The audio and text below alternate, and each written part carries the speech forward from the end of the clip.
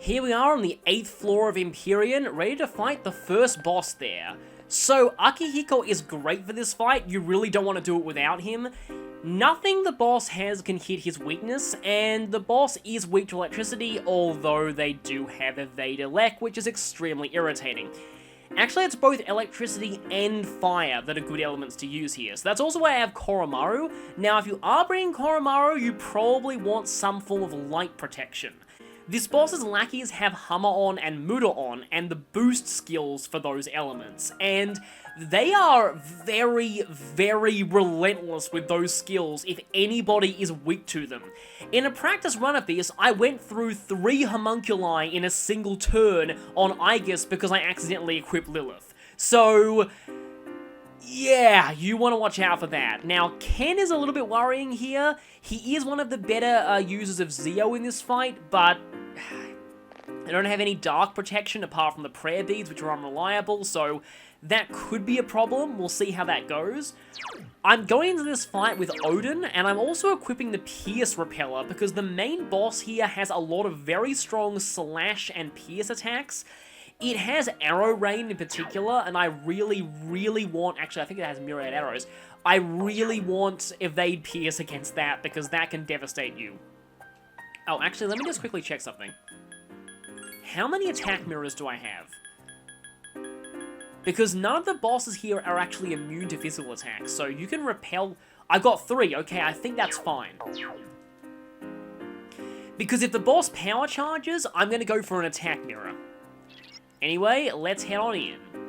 Now, this fight is a lot easier if you train up Abaddon to the point where it is immune to everything physical, but that would take a while, so I'm going to go for it as I am.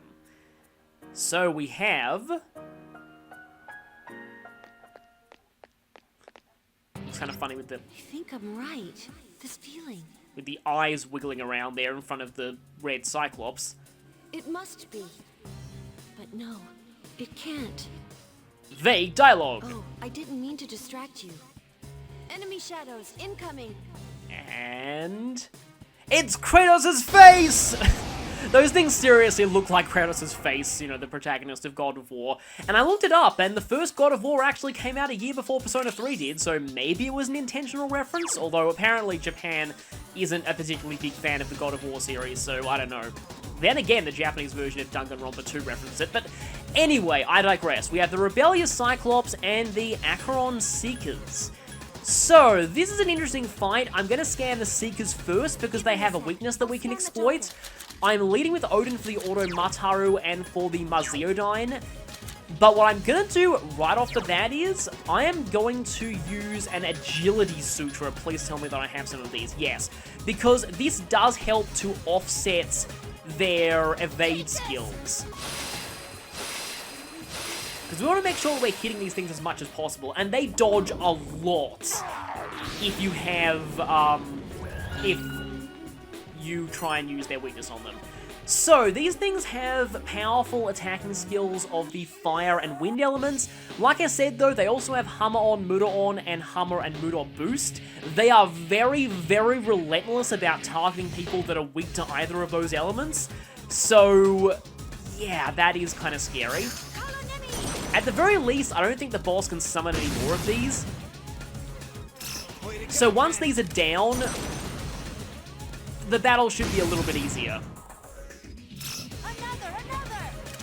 So yeah, they really, really, really love to focus on people that are weak to Hammer and Muda. And yeah, the Rebellious Cyclops is very powerful physically. Kenkun's probably in even more trouble now. Kenkun is unconscious. Because of that. And there's Garodyne. But at least Akihiko still has his ability to heal weaknesses. You know, this feels kind of heartless, but I almost want to keep Ken down until I deal with the Acheron Seekers.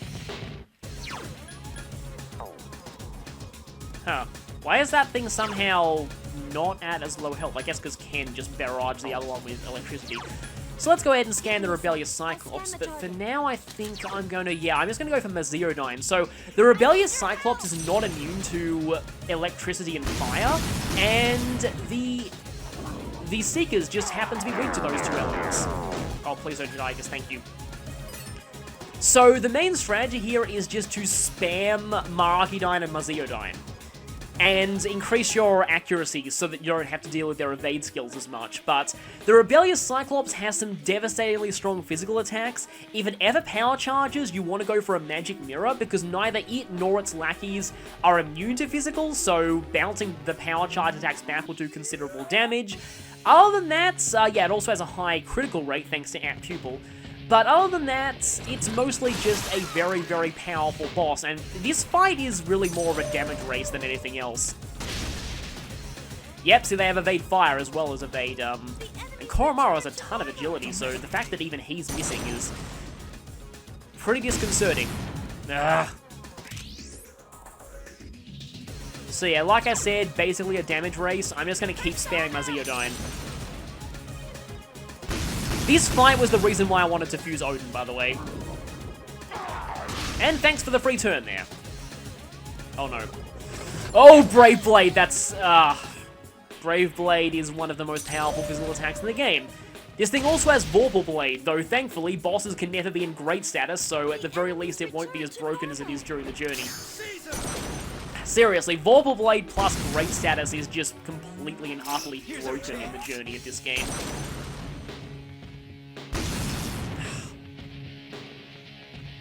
And our attack buff is... and our accuracy buff is gone. So, one of them is almost dead. I feel like I should make sure that it becomes dead this turn, although I don't like leaving Igus with that amount of HP. So, I'm gonna go for a... how many D-chains do I have? I've got 3 summons. I thought I had more of those, but yeah, I'll be saving those for later. Where are my B-chains? I kind of wish there was a... there probably is an item sort function, and I just don't really have it here. B-chain. Yeah, leaving Ken down means these things won't be doing their annoying Hummer and Noodle spam. So, that's at least good. Oh, Primal Force. Nice one, High Counter.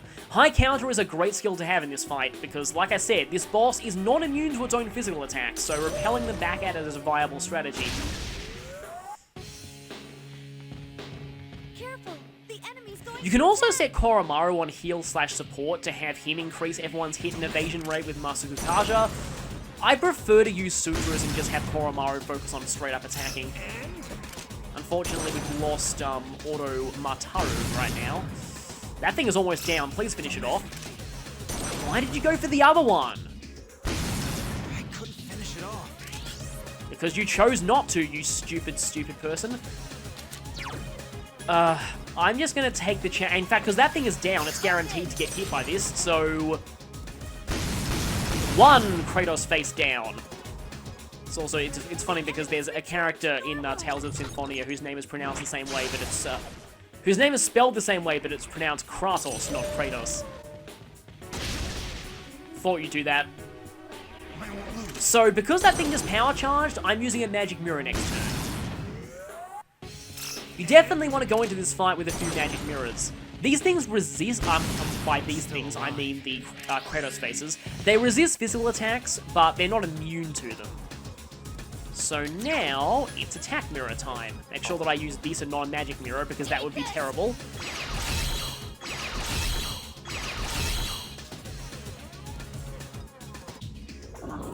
And just going for Agidine. Akiko's going to be on very, very low health after that, but... yes! Power Charge, Vicious Strike, right back at you. It's always fun when bosses aren't immune to their own elements, because you can just abuse the mirrors, but... that's probably why they nerfed the repelling skills in later games. To make them only affect one party member at a time. I don't want to waste an Agility Sutra here because I feel like this thing is almost gone anyway. Got up right away, so... it's not so much that I'm worried about it getting a chance to attack, and more that it being down means that it can't dodge. But it's down, and we just have the Cyclops now. If you know which party to bring for this fight, it's really not too bad at all. And again, provided you have attack mirrors or anything that can repel physical attacks, because otherwise, this thing's power charge attacks are pretty likely to kill you. Oh, this is a shame. I have to do this, and I feel like it's going to die to its own attack, and that means Ken won't get the experience in this fight. You know, maybe I just shouldn't have brought Ken at all. Going in with just Akihiko and Koromaru is probably fine. And it's dead, isn't it? Yes, it is, so sadly no experience from Ken. 2 all-seeing eyes. Feels like that'd be a useful thing to have, except in this game it's only useful for selling, and I'd normally not want to sell those to people, because that could be dangerous in the wrong hands. Unfortunately, Odin didn't learn Thunder Rain out of that. But that was a pretty quick boss fight, so I'm probably going to venture into the next area a little bit in the rest of this part. So what do we get out of that? 1 more Soma, and 2 more precious eggs. So really 1 more precious egg, because I used one of them while I was exploring. And I might as well... Yeah, unfortunately, I have to leave Ken here, because I'll get the exact same benefit from going back, because he'll get fully healed. If I had one of the revival spells, I'd use that just to be nice, even though you get your SP restored and every fainted character restored after going back to the Desert Doors anyway.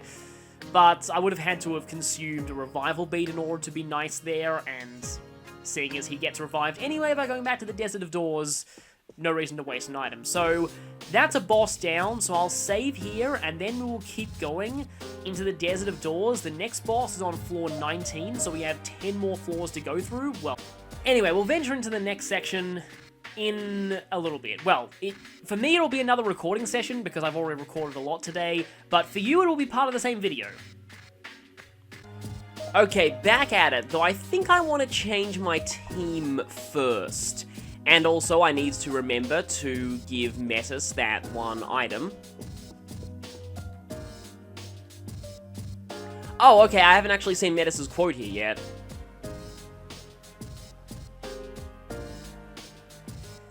You're definitely feeling insecure about that. And I'm going to switch you in with, let's see, I think Ken for now. And I need to give you that weapon that we found. I'm guessing it has over 300 power. Let's see.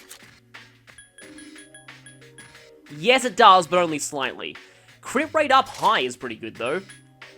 And I don't think I really have... No, I don't really have anything else for you.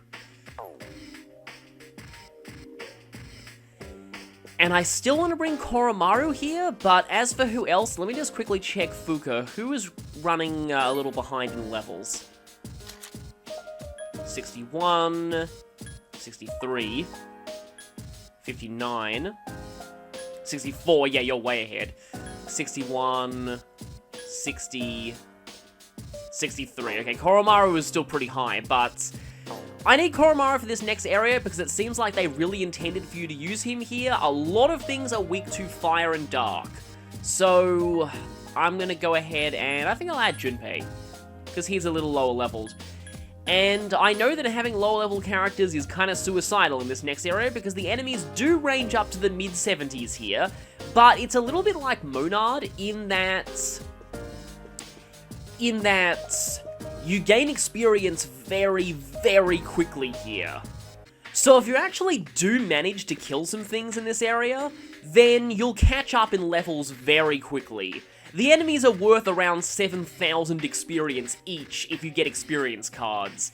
Probably because these are the strongest basic enemies you'll fight in the answer, so it makes sense for them to be worth the most experience, but they're worth a lot. It's kind of like the answer's Monad.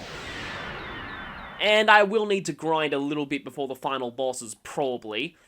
So that's what I'll be using this area for. Now also, speaking of the final few bosses, I want to bring Metis here for that reason. I'll just say, you want Metis to be as strong as possible going into the final fights. Fuka's still a little bit confused. But yeah, I'll just say that. Metis is going to be very important coming up. A singular enemy. I really hope you're not one particular thing. Let's see what you are. Okay. They're surprised. You can get away. That's kind of interesting. Fuka's recommending we run. She hasn't done that for a while. This means this enemy is much higher level than us. Rampage Drive. This thing has no weaknesses, and it's a boss from... Remember this boss from the journey? It's a very, very infamous one. Very infamous.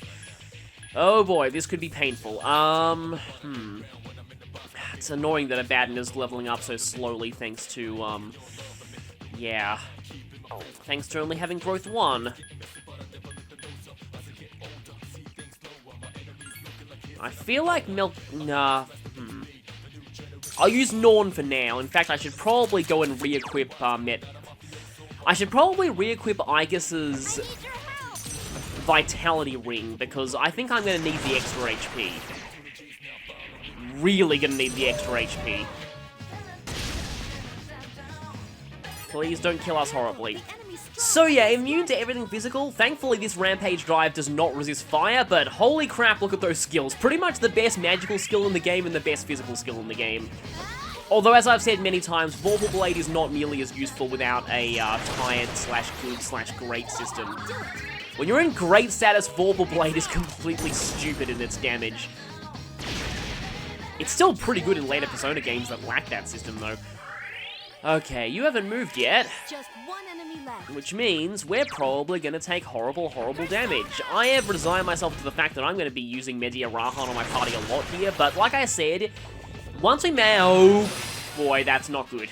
Once we manage to get some enemies killed, we'll be leveling up very quickly, so things should even out eventually. Seriously, Junpei, you need to get Archidyne soon. Oh, nice one, Metis. This is actually meaning something for once. Now, it'd be cool if your AI was just like the final Mementos target in Persona 5 and kept spamming Tarokaja if it wasn't currently up, rendering it completely locked down if you go with Dekaja. One more turn. Oh, no.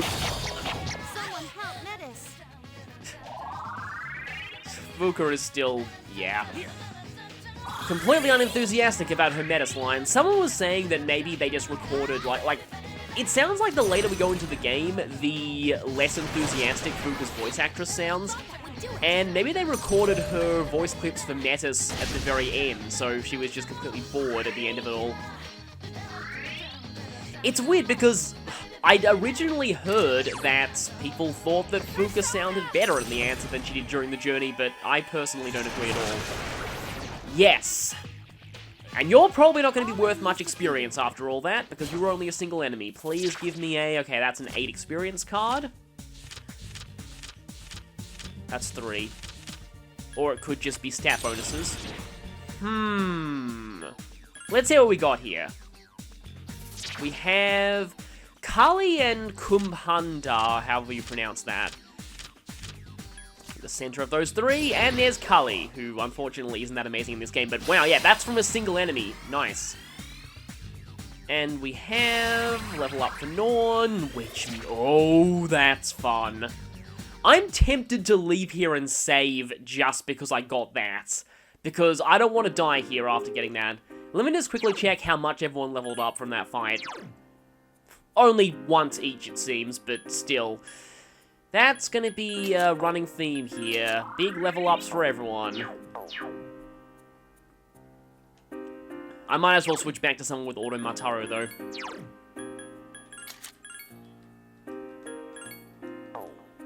Maybe Odin, because Odin needs the experience, because Thunder Rain, that's gonna be fun. Yeah, one thing that I have learned, doing this, well, one thing that I already knew, but I've learned it even more, is that growth skills are excellent for the answer.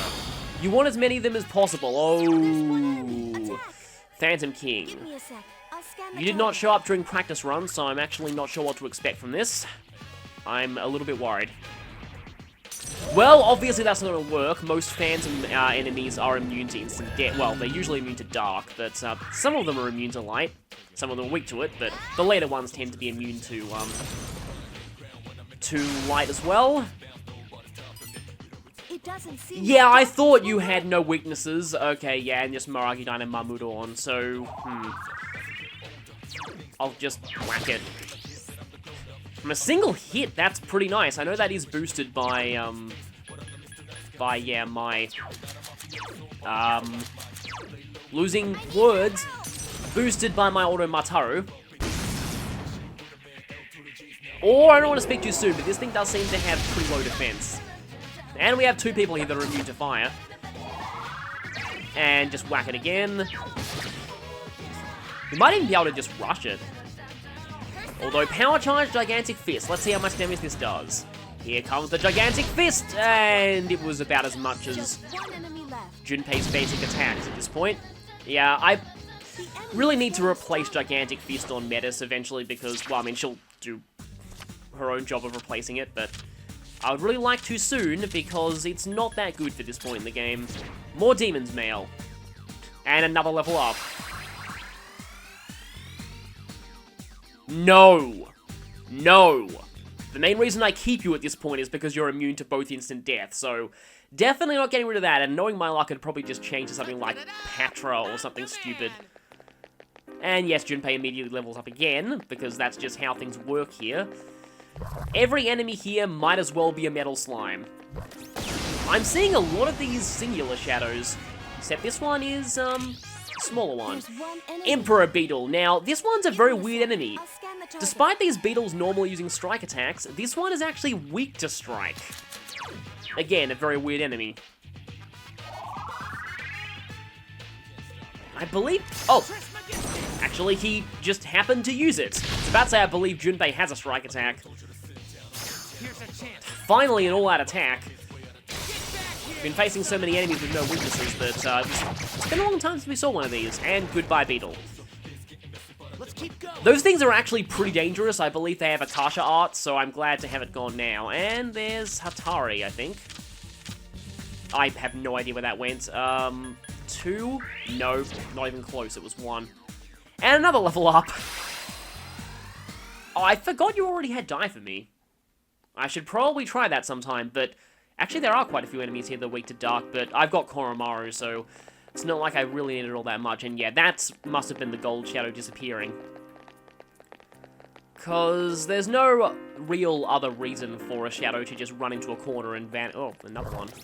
And again, hitbox, wow. It's like that bullet curved at a right angle in midair. And thank you, Koromaru. Your great accuracy is helping. Even though all we get from that is money, I'd much rather experience at this point. Okay, let's just fight this. I'm kind of pushing my luck here, but I probably want to go back and use that teleporter because I'd like to save. Eternal Sand and Eternal Eagle. This thing is back to being the norm for sand-type enemies and having weaknesses to physical attacks. So that's at least a good thing. Odin's weak to wind. I should probably switch off of Odin. Because the eagle enemies tend to use wind. And my armor. In fact, I should probably switch to my armor that has better defense.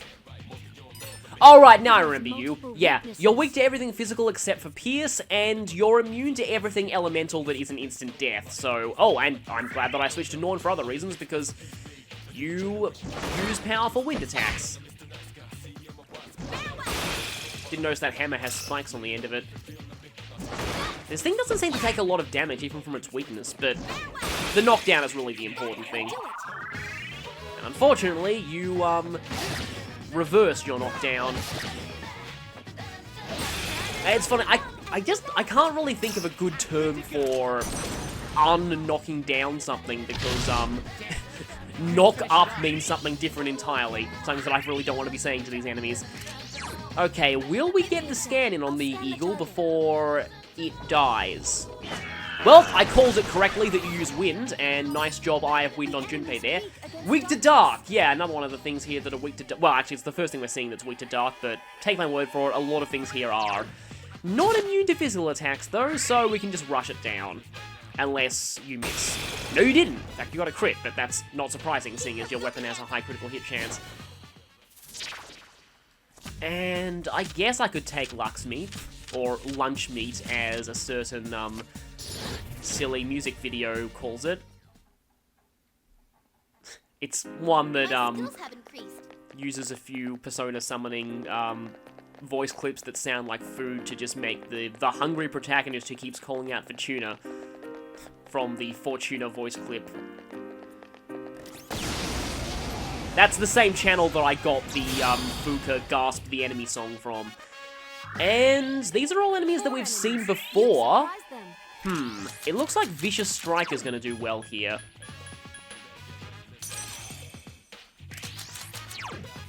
Or Akasha Arts. Yeah, one thing that I didn't realize, Akasha Arts doesn't always hit twice, so in some situations it doesn't do as much as Vicious Strike does, but when it does hit twice, it does vastly more damage, and it's for the same HP cost, so I generally feel like it's best to use it over Vicious Strike most of the time. I was about to wonder if there was any such thing as like a Strike Amp skill, and then I realized there are those in Persona Q, but not really here, except for just standard physical weapons. Like, you know, two-handed Sword Master, one-handed Sword Master, Fist Master. Persona Q has things like God's Cut and God's Bash that increase the power of those types of attacks, and something I should be mentioning, when I do Persona Q, I will be referring to Cut, Stab, and Wow. Okay, that was terrible. Cut, Stab, and Wow. No, I'll be referring to Cut, Stab, and Bash as Slash, Strike, and Pierce, because that's the way they're called in Persona 3, and they're pretty much exactly the same, so yeah. Even though those aren't the official terms for the Persona Q skill types, I refuse to call them Cut, Stab, and Bash, because, seriously, they're Slash, Strike, and Pierce. I know that's Etrian Odyssey terminology is the one they're actually using in the game, but I came into Persona Q from Persona 3, so I'll be using Persona 3 terminology, thank you. And Zeodyne. 2 more enemies to go. I don't really want to be spending more HP here, but please don't dodge this. One of you dodged it. And that's handy. Sorry to keep you waiting. And please don't do something... Okay, good. You're gonna hit... No, you're gonna just medical powder yourself.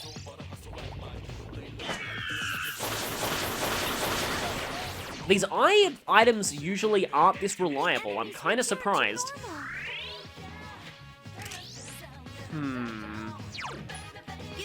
Oh, I actually haven't scanned the beetle yet. Well, I guess I should show that. And I should try and finish you. And it's gone. I was thinking that missed for a second. Usually the camera zooms in a little bit closer on, I guess, whenever she hits something. And this thing should be finished now. Before I can get the scan through, unfortunately. Because if I say no the all-out attack, he'll just hit it again and it'll be gone. But anyway, yeah, those things are weak to strike. That is their only weakness. Which is pretty weird for a beetle enemy, but... This is the last area. I was about to say you can't expect all enemies here to subscribe to the norm, but the Sand does subscribe to the norm of its enemy type. And so does the Phantom. Oh, and that was... not an experience boost. Melchizedek's magic increased by 5. But Odin has Thunder. Okay, I'm definitely leaving and saving now. I want to keep these skills. Yeah, Melchizedek gaining magic is probably not going to help at all. Let's just go back and find that exit point. This floor still stretches on for quite a while, despite the fact that I've already found the stairs and the exit point. So I'll just cut back here.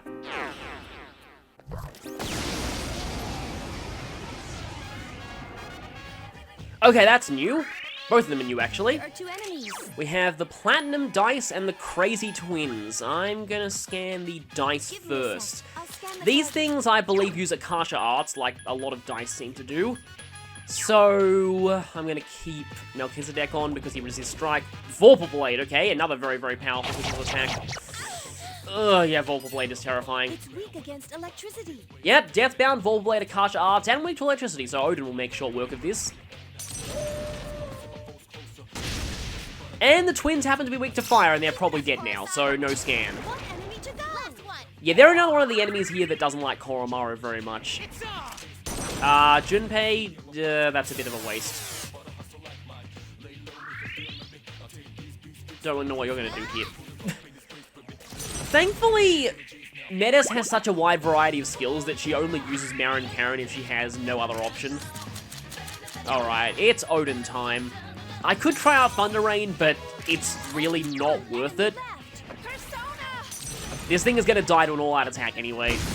Good choice. The enemy is down. Well, Thunder Rain would have outright one-shotted it. Let's get him. But this is a little cheaper on SP for the same result. Now come on, experience cards that actually give me experience and not stat boosts. I mean, no experience cards at all. Of course. I don't even care where those cards went. Kind of wanted Hecaton Kaias. Fun fact, the Jotun-type enemies are actually called Hecaton Kaias in Japanese. Guess I changed it to avoid conflicting with the name of the persona. Okay, you're new. The Nemean Beast is basically the exact inverse of that beast enemy, of the sort of the darker beast with the red eyes that we saw earlier on. This thing is weak to darkness, so yeah, it really doesn't like Koromaru. Alice has pretty low endurance. This could end kind of badly. Did I use any... No, I did not use any healing skills on Alice. I don't want to have to do this, but I kind of want to because I don't want to die. Oh, Junpei's model looked like it was freaking out for a second there. So yeah, these things are another enemy that hates Koromaru, weak to both fire and dark. But I'm going to let the scan go through, rather than all-out attack. I'm sorry, Koromaru. It always feels bad when he whimpers like that. It has multiple Yeah, there we go. And they have God's Hand and Akasha Arts, and also Power Charge. So if they start Power Charging, you want to get rid of them with Fire or Darkness very quickly. It's a tough one. Let's see if... Nope. Yeah, I thought you wouldn't. Enemies left. At this point, it's a bit of a waste of SP to do die for me. So I'm just going to finish them off physically. Enemy left. Or with... No, not even with an Arcanine. And finish this one, Junpei. There we go.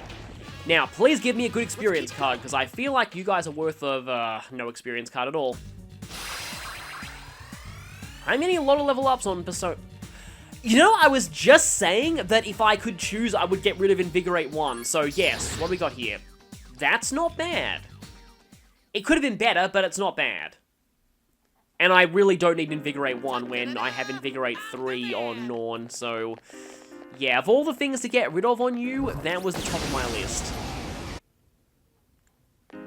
It feels weird that I haven't actually used Alice all that much, but... I'm not really running into many opportunities where die for me is not a little inefficient for its SP cost. And you are something new. The Doom Sword, which is a pretty awesome name. I believe you got... I could be wrong about this, but I think these things are weak to dark. Well, we'll find out now. And that missed entirely. No, they're weak to ice. Okay, then. Maziodine, Temper Slash... Huh, these things I feel like are some of the weaker enemies here. And at least you're not immune to Slash, like a lot of sword enemies tend to be. That didn't do very much damage, though. However, actually, Alice is going to be decent here, because she has Bufala. Bit of a weak skill to be using this late into the game, but it was the best I had to pass down. I think I need a better ice persona. I think Skadi is possible to fuse at this point. Skadi is the one who learns Niflheim. I kept thinking that was Loki who did that, but I think that was in a later game. But yeah, Niflheim is the highest tier ice skill, the equivalent of Ragnarok or Thunder Rain for ice. Unfortunately, though, its 100% freeze effect is nowhere near as good as 100% shock. Freeze just makes enemies unable to dodge, but shock makes enemies unable to dodge and all physical attacks against them are auto-critical, so there's no real reason to use that over shock.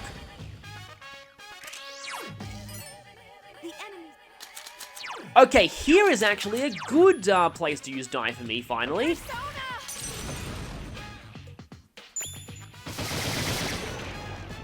Yep, pretty much what I expected.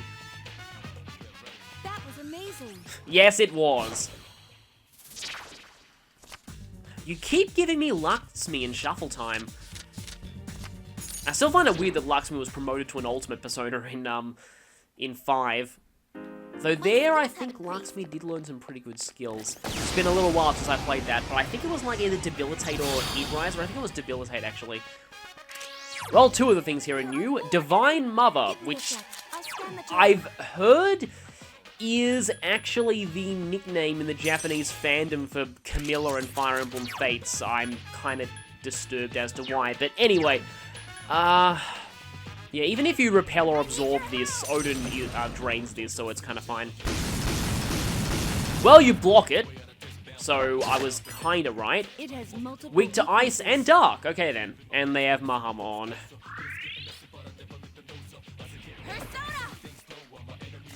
And yeah, thankfully you have ice attacks. And please hit the other one.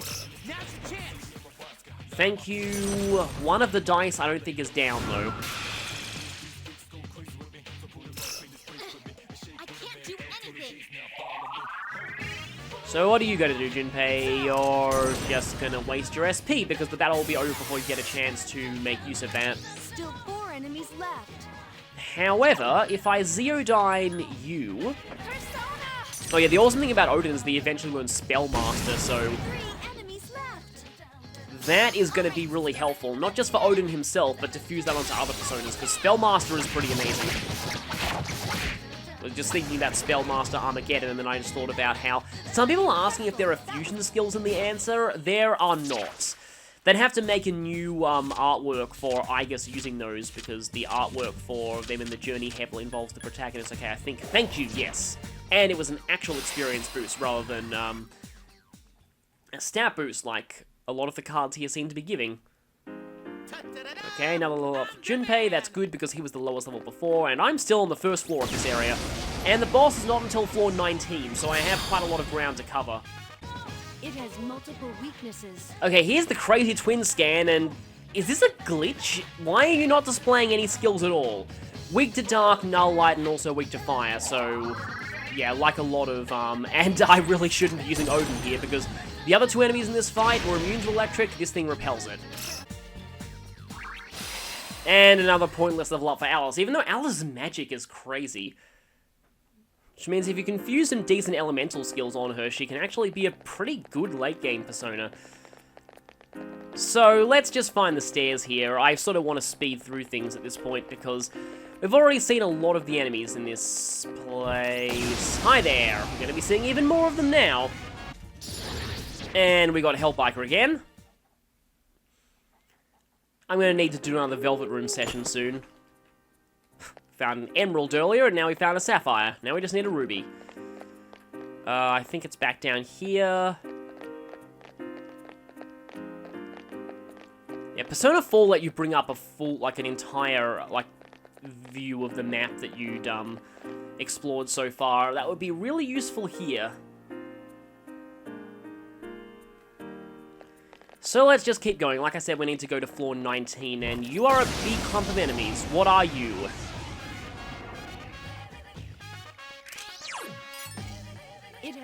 A whole ton of things that are weak to die for me.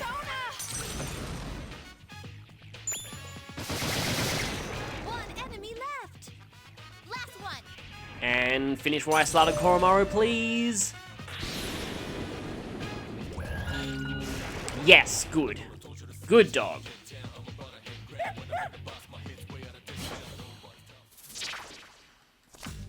And let's see if I can get that experience card. That was 3. I think that was 3 again. No! Ugh! I'm not good at keeping track of them when they go up that quickly. Well, back to this area that I described earlier in the answer as just feeling very cold, and sort of fits with the place we're at now. There's one enemy. Careful. Be You know, this is the perfect opportunity to try out Thunder Rain. Because you have no weaknesses, but that doesn't mean you can't be criticaled.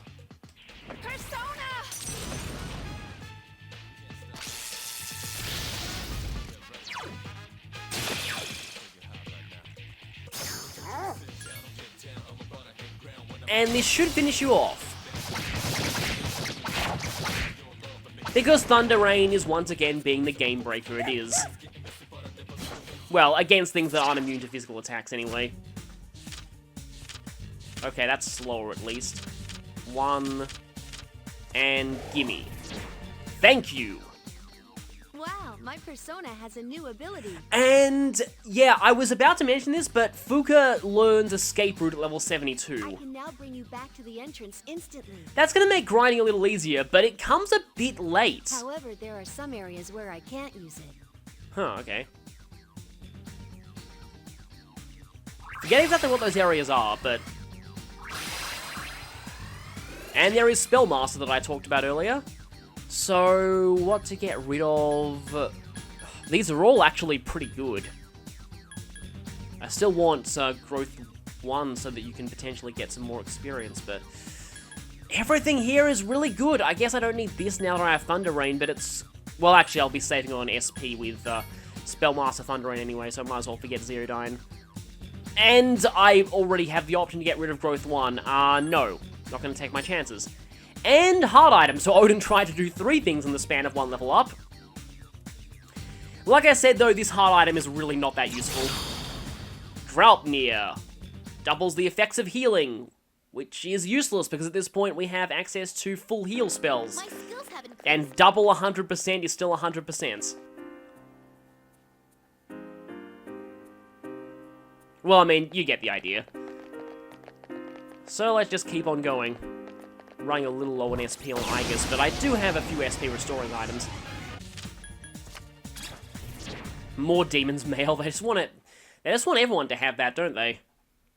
My skills have increased. Yeah, unlike the ultimate weapons, there isn't really a clear-cut ultimate armor in this game, at least for the most part. And speaking of armor, I promised that I'd do this. Yeah, gonna switch back to that, and I'm gonna go ahead and take that off and put on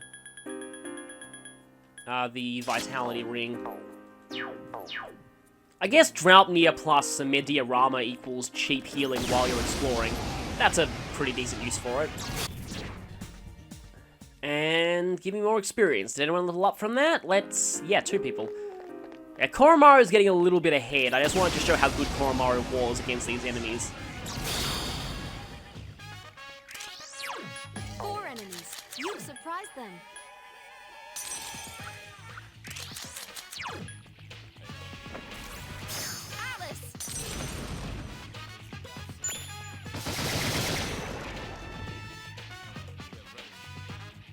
No shadows detect. Oh no.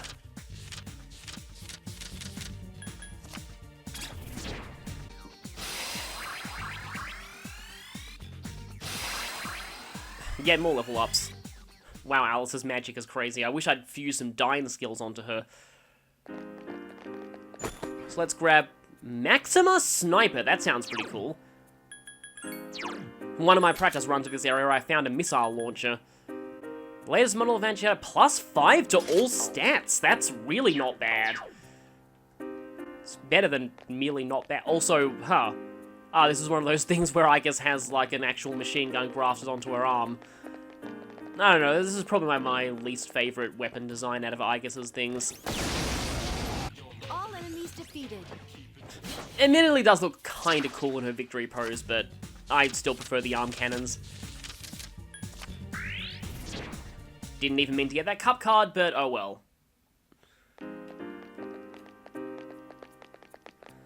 So yeah, yet more hi, Gold Shadow, I don't really care about you now. Yet more exploring. Not that much for me to talk about, so I guess I can mention one thing that came up kind of as a result of discussion on that video where I talked about Yukari. Something that I find, like, okay, so it started when someone mentioned that when a character is unpopular with the fan base, very often the developers will, do I have any more Maragi gems? No, I don't. very often the developers will deliberately neglect them in spin-offs rather than attempt to actually fix their character and make them more popular. And I personally feel like Atlus, well, not so much Atlus themselves, but just the creators of Persona 3, did wonders for this with Ken. They actually did manage to redeem him through his appearances in the movie and in Persona 4 Arena. And that's a really big thing, because Ken was very disliked before. Once again, bizarre hitboxes in play there. Oh, you're new. There's one enemy. Minotaur 1, guess I should scan you. I'm gonna actually use a... Do I have any Snuff Soul or Chewing Soul? Oh, I have to use a Precious Egg, don't I? This is kind of a waste, because I'm gonna be leaving this area soon anyway. I don't like this at all. I'm just gonna go ahead and equip Melchizedek and wait until the scan goes through. Yeah, I feel like I'm going to be leaving this place soon, to the point where it's not going to be worth it using a Precious Egg. Although, oh hey, you actually are weak to fire. Here's our chance. Let's get him. It's not like there's much of the game left for me to use Precious Eggs. But like I was saying, they actually managed to redeem Ken in the eyes of a lot of the fan base, which is pretty impressive for a character who was actually planning to murder another party member. It has multiple weaknesses. Oh, I should not have feared you. You're pathetic. Koromaru just destroys you. But yeah, Yukari, they seem to ignore Yukari in a lot of spin-offs, or actually make her character even worse. Something that I forgot to talk about is that in one of the later Persona 3 movies, Yukari actually has a moment where she ends up giving into despair so much that her persona actually tries to kill her. Like, as in the thing that Shinjiro's Castor used to do back when he had very little control over it. That is considered the sign of a very, very weak Persona user. And so having Yukari succumb to that really hurts her character. There's one enemy. I don't think Oh no. I can get away. Oh no.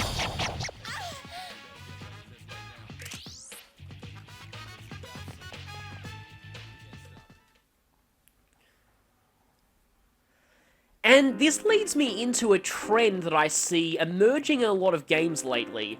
Partially, I guess, thanks to the rise of social media, game developers are more and more aware of which characters are popular with the fanbase and which aren't. Or, game developers in general are just more aware of what the fanbase thinks about certain characters.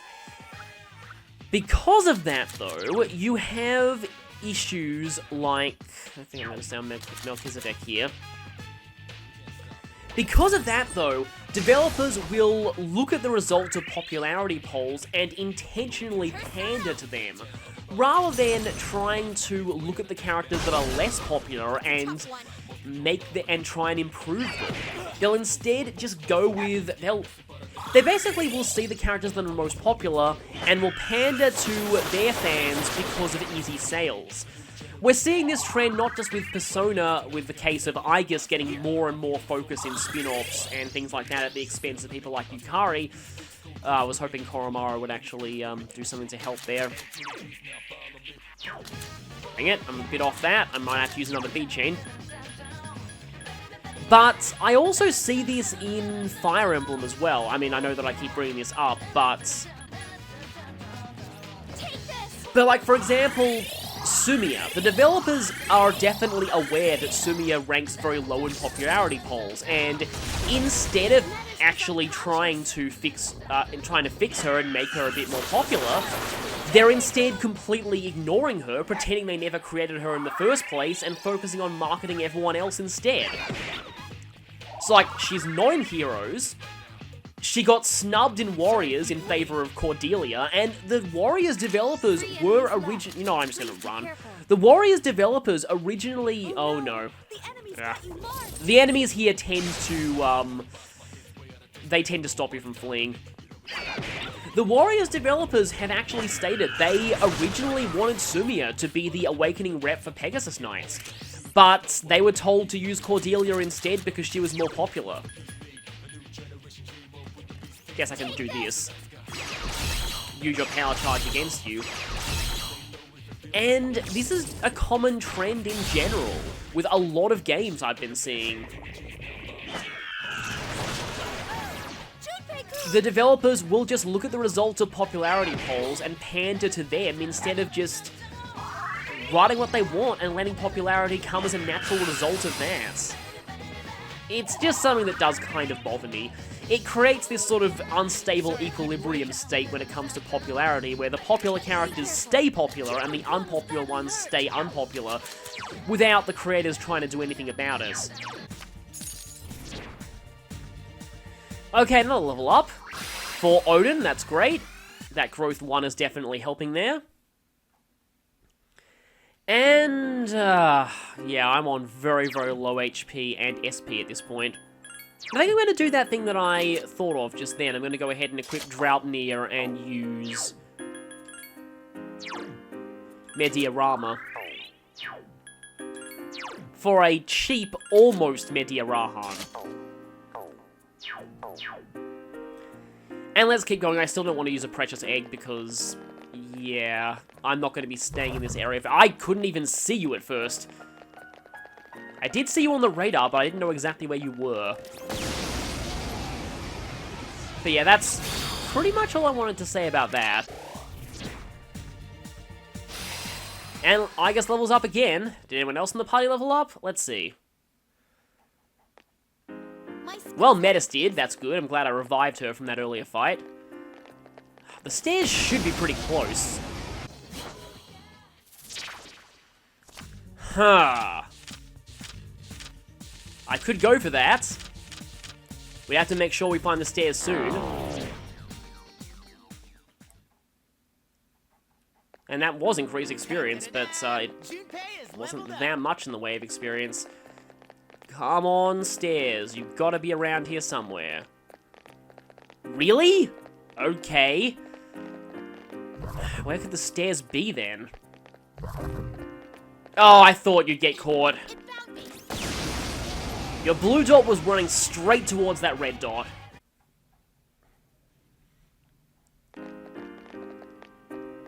But yeah, that thing about...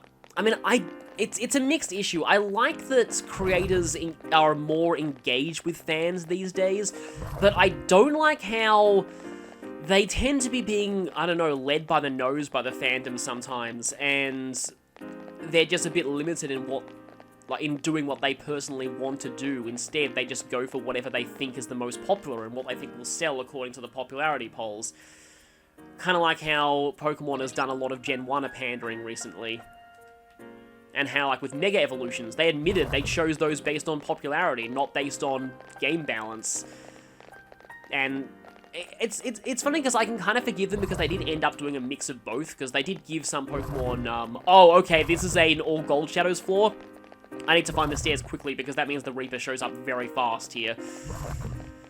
Uh-oh. Nope, that's a dead end.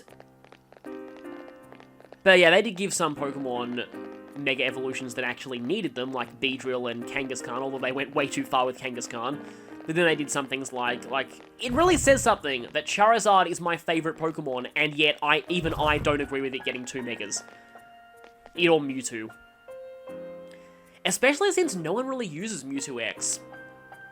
Charizard, at the very least, Charizard X and Y is an interesting case because in terms of overall marketing, X is ridiculously more popular to the point where Mega X shows up in almost everything, but Mega Y is more popular in VGC, so there's at least a little bit of a balance there. I still wish that, I don't know, I don't think Ash's Charizard ever got to Mega Evolve. I feel like if it ever did, it should be Mega Y, because every single other Mega Charizard that has appeared in the anime has been Mega X. So we really need to see Mega Y represented. But yes, now I'm going on Pokemon tangents. Anyway, this should be the pre-boss floor. I wonder if that thing is showing itself to lure us in. Then there is something we're supposed to see, further into the abyss of time. Fuka's dialogue sounds a lot more staticky than usual. But we have reached the save point floor. Regarding the next boss, it's not that tough, but I may have to grind some party members for it. It's an interesting case where you've got 3 bosses that each have a different vulnerability that you need to exploit, and they all cover each other's weaknesses. Thankfully, they don't have that much in the way of dodge or evade skills. Well, not dodge or evade skills that can't be easily avoided. As a sneak preview, one of them has the skill that gives it increased... It essentially is all 3 physical evade skills combined into one, but if you just don't use physical skills on it, then you don't need to worry about that at all. And seeing as one of the other bosses also has high counter, you don't want to be using physical skills anyway. But then there is a third one who is immune to everything magic and is vulnerable to physical skills, so you've got to balance that a little bit. Let me just quickly check how our levels got from doing all that. Wow, yeah, as you can see, we went in there at, on some of us, below level 60, and came out level 66, 67. That's how good this area is for grinding, and I didn't even fight everything I could. So I feel like before the end, I might try and get everyone up to around, maybe even 68. Not exactly 70, because that might be overkill, but 68-ish might be not a bad number to hit, or even 65, 66. I'll think about that next time. For now, though, we're gonna have a boss next.